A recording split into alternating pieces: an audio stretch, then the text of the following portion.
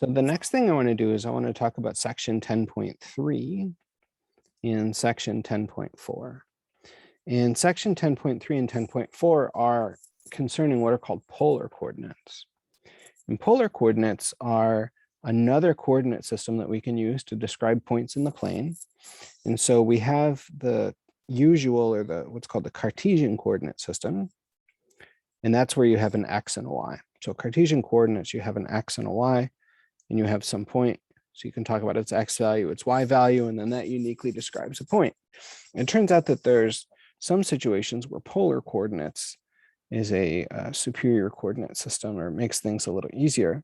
And the way that polar coordinates work is that if you want to uniquely describe a point, what you can do is you can still take that point, but we're going to describe that with, so we can still call it xy in the Cartesian coordinate system, but that same point we're going to think of as r theta, where r is the distance from the origin to that point, and theta is the angle that that point makes with the horizontal axis or the x-axis.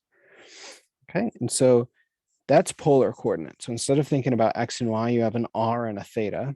And then if I were to drop a line down here, this would make a right angle. We can do a little bit of trig and figure out that x is going to be r cosine theta. Y is r sine theta. This tells us that, well, the Pythagorean theorem tells us that x squared plus y squared equals r squared.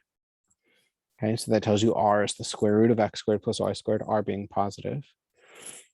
Theta we can get by looking at y over x, and it turns out that y over x is just going to be tangent theta, and therefore theta is going to be inverse tangent of y over x. And we have to be a little bit careful here. That's actually not exactly right, because when we talked about the function y equals tangent of x, in order to make it 1-to-1, we had to restrict the domain to be between negative pi over 2. So to be between negative pi over 2 and pi over 2. And so if we have a theta over here, we're going to have to adapt that a little bit, and we'll talk about what to do in that case if it comes up. But in general, theta you can think of as inverse tangent of y over x. You just have to remember that if it's in the second or third quadrant, we have to mess with that a little bit. Okay, and so we can do a few things. We can do, for example, we could take any point that's in Cartesian coordinates. So we could take the point, say, 2, 2. So if that's our xy, then when we write it in terms of r and theta, what we can do is we can think about, let's see, if this is the point 2, 2, well, we know that r squared is going to be 2 squared plus 2 squared, or 8. And so r is going to be the square root of 8, or 2 square root of 2. And then theta is going to be the angle that that makes with the x-axis. And in this case, the angle is easy enough to see. Theta is just going to be pi over 4. So at 45 degrees, it's on the line y equals x. So our r comma theta would be 2 square root of 2 pi over 4. As in every other bit of calculus, theta is always measured in radians. Okay, I just feel like that should be emphasized there. So the point 2, 2 in the Cartesian coordinate system and the point 2 square root of 2 comma pi over 4 in the polar coordinate system describe the same point. Okay, and so that's that. I do want to emphasize polar coordinates have a deficiency in that they're not unique. So for the x's and y's, you give me an x, you give me a y, that's the only way to describe that point. For polar coordinates, there's actually another way that we could describe this point. And so instead of thinking about it as the point 2 square root of 2 pi over 4, and remember what that tells you is that you stand at the origin. The origin in polar coordinates is called the pole. So you stand at the pole, you face the direction pi over 4, okay? And then you walk 2 square root of 2 or square root of 8 units. And that will land you with that point that we in the Cartesian coordinate system call 2, 2. Okay. Another way to do this is, so just kind of an alternative version. Alternatively, the point xy equals 2, 2 is the same as, so this is the same as the point r is negative 2 square root of 2 and 5 pi over 4. And so what that says is that you're going to stand at the pole, you're going to look in the direction of 5 pi over 4, and then you walk backwards 2 square root of 2 units. And when you do that, you'll end up on that 0.22. Okay, so that's another way that we can describe that same point using polar coordinates. So polar coordinates have actually 2 ways of representing them. And of course, the pole actually has infinite ways of representing them, because you can let your r has to be 0, because there's 0 distance between the pole and itself. But your theta can be anything. I mean, point in any direction you want. That'll actually still be on the pole there. Okay, so that's how to go from Cartesian to polar. Going from polar to Cartesian is even easier. So if I were to give you the point, say r comma theta is, say, 3 and then pi over 6, we know that x is r cosine theta. So that's going to be 3 cosine of pi over 6. And y is r sine theta. So it's going to be 3 sine of pi over 6. And then we just have to look at each of these. And 3 cosine, so cosine of pi over 6 is square root of 3 over 2. Sine of pi over 6 is 1/2. And so we're talking about the point. So we're talking about the point x equals 3 square root of 3 over 2. And y is 3/2. And that's it. So actually going from polar to Cartesian is even a little easier. Okay, because we can just plug everything in. And that's that. We can also talk about polar graphs. Okay, so I'm going to do this systematically in class, but just to kind of look at a few of these, if I were to talk about r equals 2, this would be all the points that are a distance 2 from the origin. So of course that's the circle of radius 2. And r being 2 tells you that r squared is 4, and therefore x squared plus y squared equals 4. And you recover the usual, or the, rather not the usual, but the Cartesian equation of a circle of radius 2. Okay, and so we just kind of recover that automatically. Okay, so that's, you can do that again. Let's look at, say, theta equals pi over 4. If we're to look at that, we're going to look at all the points that are at an angle pi over 4. And so if we were to do that, this would be the angle pi over 4. It's supposed to be the line y equals x. And then all these points, so all these orange points are supposed to be at that angle. Okay, and these ones too. Okay, so that's that entire line is going to be that curve theta equals pi over 4. Okay, and then we'll do some more interesting curves in class together. Okay, so I think a few of these, like let's do just one together. If I have r equals cosine theta, it's going to be a very typical curve for us. We're going to do the same trick that we did before. We're going to multiply both sides by r. I guess before we squared it, but anyway, so we're going to have r squared is equal to r cosine theta, and r squared is just x squared plus y squared. R cosine theta is just x.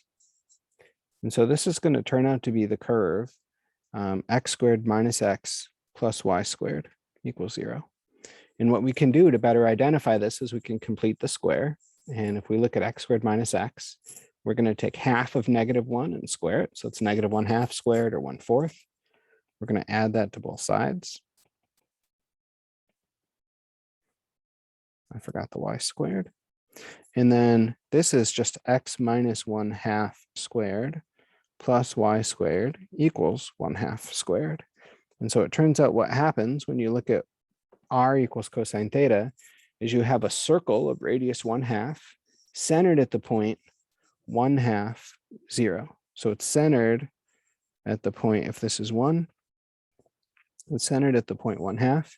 Its radius is also 1/2, so that means it goes from the origin to the point 1. It's going to go like that. Okay, so that's the curve r equals cosine theta. Okay, and actually r equals cosine theta, we have to worry. So just like parametric curves, you can think of these as having a direction almost. But let's think about the values of theta where this is going to be relevant for us. And it turns out that it really only matters if we look at theta between, let's see, when is cosine 0? So that happens at, yeah. So what I'm thinking about here is that if you were to think about the values of, let me just explicitly say what I'm doing here. If you were to think about the values of theta and then look at r equals cosine theta, what you have to do is, let's look at theta equals 0. Let's look at pi over 4, pi over 2, 3 pi over 4, pi, and then maybe other values as we go along. Maybe 5 pi over 4, 3 pi over 2, 7 pi over 4, and 2 pi. And so when theta is 0, r is going to be 1. And so what that means is that if you think about an angle of 0, that means that you start at the pole and you're facing to the right. You're going to move 1 unit. And that theta equals 0 is going to give you that point there. Okay, so if you're standing at the pole, staring directly to the right, so meaning that you haven't moved at an angle at all, you're just on the x-axis staring down in the positive direction of the x-axis, and you go 1 unit, you'll be at the point 1, 0. And if you plug in pi over 4, you're going to get square root of 2 over 2. So you'll get square root of 2 over 2. And what that means is that at pi over 4, you're going to be facing the direction y equals x, and you're going to move square root of 2 over 2 units, and that'll place you here. And then at pi over 2, you're going to be facing kind of north or in the positive y direction, and you move 0 units because your r is 0. Okay, and then at 3 pi over 4, you're going to be facing this direction, but cosine of 3 pi over 4 is negative square root of 2 over 2. So that means that you're facing this direction, but you walk backwards pi over 2 units. That puts you about here. And then at pi, you're facing in the negative x direction, and cosine of pi is -1. So if you're facing in the negative x direction, but you move 1 unit backwards, that puts you back at the origin. So actually going all the way around cosine, you only need to go from 0 to pi. Okay, and then that gets you all the way around the circle. And again, we're going to have to pay attention to how many times you kind of go around this point here. Okay, so that's graphing these polar coordinates. We're going to do this much more systematically in class. Okay, we'll kind of play around with the graphing calculator and see some examples. The final thing I want to do in this video is to talk about 10.4.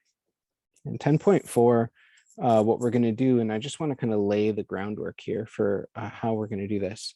But in 10.4, we're going to talk about things like calculus with polar curves. And so what I want to start by is talking about area. And so let's say we have this curve. Let's just, since we've worked with it, look at r equals cosine theta. My pen's not working very well today, but r is cosine theta. And we know what that looks like. We know that that's going to be a circle centered at the point 1/2, 0 of radius 1/2. Okay, so in other words, it's going to go from the pole to the point 1, 0. Anyways. And so it's going to be a circle. And we want to talk about the area of that circle. Well, to get the area of any kind of polar graph, I want to take a step back and I want to think about, if you were to have a polar curve, rectangles are not helpful anymore. So splitting this up into rectangles like you did in Calc 1 is actually not going to help. And it turns out what you want to do is instead you want to split this up into pieces like this. Okay, so we want to split this up into kind of wedges. Really, these are kind of pieces of spheres here. So you can think of this as a kind of a circle. And then we're going to add up all those pieces. And as the number of pieces that you use gets bigger and bigger, your area gets smaller and you approach the area that we're looking at. These pieces are formally called sectors. I should just say that. Okay, and the area of a sector is going to be 1/2 the radius squared times your angle theta.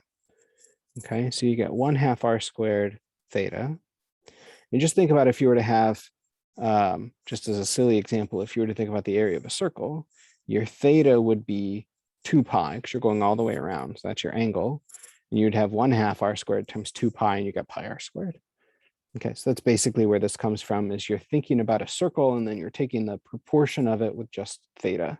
So we're looking at pi r squared, except we're going to split it up into, so we multiply by theta over 2 pi. Okay, that's basically how this works. We're looking at that proportion, that's the angle theta divided by 2 pi. And you end up with 1/2 r squared times theta. Okay, and so it turns out that when you add all of these up, and when you do this carefully, your area that you're going to look at, so the area formula for us, is that we're going to integrate. So if we want to find the area bounded by a curve, we're going to look at the 1/2. Our radius is going to be the value of the function. Okay, so our radius is going to be the value of the function there. So let's say f of theta squared d theta, where theta goes from whatever angle to whatever other angle. Okay, so in our case, if we're thinking about, for example, if we're thinking about the area of this circle, r equals cosine theta, what we would get would be that our area would be the integral from 0 to pi, because that's how we know how far along to go, 1/2 cosine squared theta d theta. And so cosine squared we know is going to be, we're going to use our reduction formula. So that's going to be 1 plus cosine 2 theta over 2. Again, from 0 to pi. And we can bring out the 1/2 again. So that's 1/4 times the integral from 0 to pi of 1 plus cosine 2 theta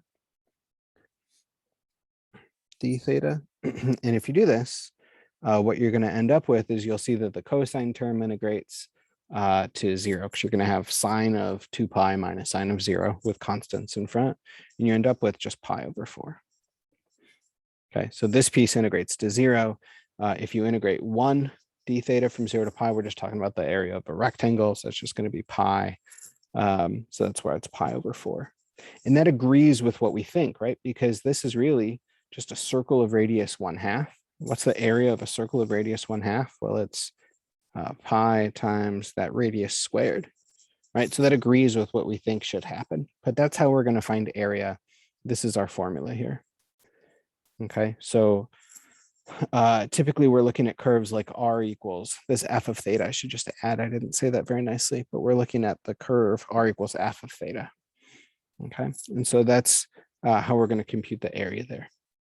Okay, I think that's enough for now. In class, I'll also talk about, and I guess here I might as well talk about the arc length formula. And so if we talk about arc length in polar coordinates, there's a few different ways that we can write it. And so what I want to do is I want to think about the few different ways that we can write this. And the arc length formula is going to follow basically the same pattern as before. But the arc length is going to be the integral. So here, if we were talking about arc length, we would talk about the perimeter of a circle. So we would go from here all the way around. We're talking about that arc length. And it turns out what's going to happen here is we're going to integrate from alpha to beta. Again, thinking about what's your starting angle and what's your ending angle. So for us, for the previous example, it's from 0 to pi. And we're going to integrate r squared plus dr d theta squared d theta. And what I want to do is I want to think about, this is kind of like a, this is very similar to the arc length formula that we got with parametric curves. It's just that we're thinking of, I mean, basically what we're doing here is we're thinking of x as our cosine theta, y as our sine theta, and then we're computing dx d theta squared and dy d theta squared, plugging them in and seeing what happens. We might as well just do that calculation since I've said that, but let's just start there. So we're going to have dx d theta squared plus dy d theta squared, d theta, theta being our parameter now. And if we look at dx d theta squared, what that's going to turn out to be is, let's see, if we take x and we differentiate with respect to theta, we're going to end up with we have to be a little bit careful here, because our r also depends on theta. So it's not quite as easy as it looks, but dx d theta, we're just going to do the product rule. So this tells us that x prime of theta is going to be f prime of theta cosine theta minus f of theta sine theta. So just by the product rule. And likewise, dy d theta, or y prime of theta, is going to be f prime of theta times sine of theta plus f of theta cosine of theta. And if we plug each of these in, let's just do this and see what happens. We're going to end up with, so dx d theta squared is f prime of theta cosine theta minus f of theta sine theta squared plus dy d theta squared, which is f prime of theta sine theta plus f of theta cosine theta squared. And so what we end up with is, once we square it, this is just a piece of algebra here, but you're going to get f prime theta squared cosine squared theta plus f of theta squared sine squared theta minus 2f f prime cosine theta sine theta. And then for the other term, you'll get something similar. You'll get f prime of theta squared sine squared theta plus f of theta squared cosine squared theta plus 2f f prime cosine theta sine theta. And the -2 and +2 terms cancel. And then for the other terms, look at what's going to happen. So look at the f prime terms. And I forgot a parentheses here. But look at the f prime terms. You're going to have f prime times cosine squared, f prime times sine squared. Factor out the f prime, and you're going to get cosine squared plus sine squared. So those two terms are going to add up to give you f prime squared.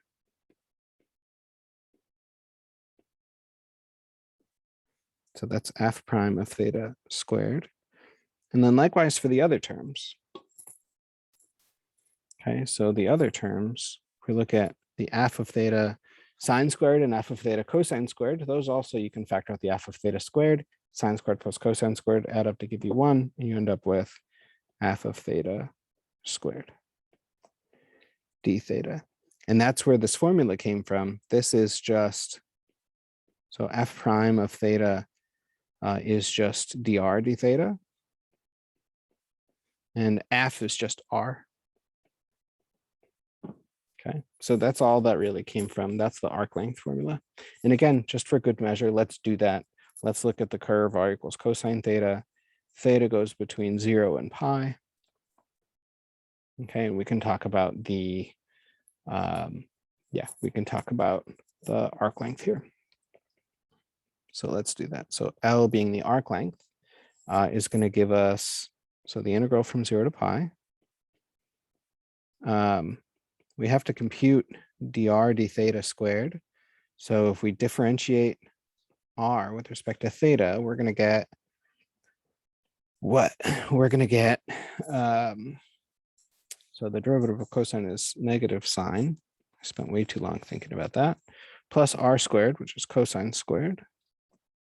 Those, of course, add up to give you 1, because they're sine squared and cosine squared, respectively. And so the integral is just going to be pi. Again, we knew that already. The circumference of a circle, we know, but this is just 2 pi times the radius, right? So that agrees with what it should be, right? That agrees with what we already know.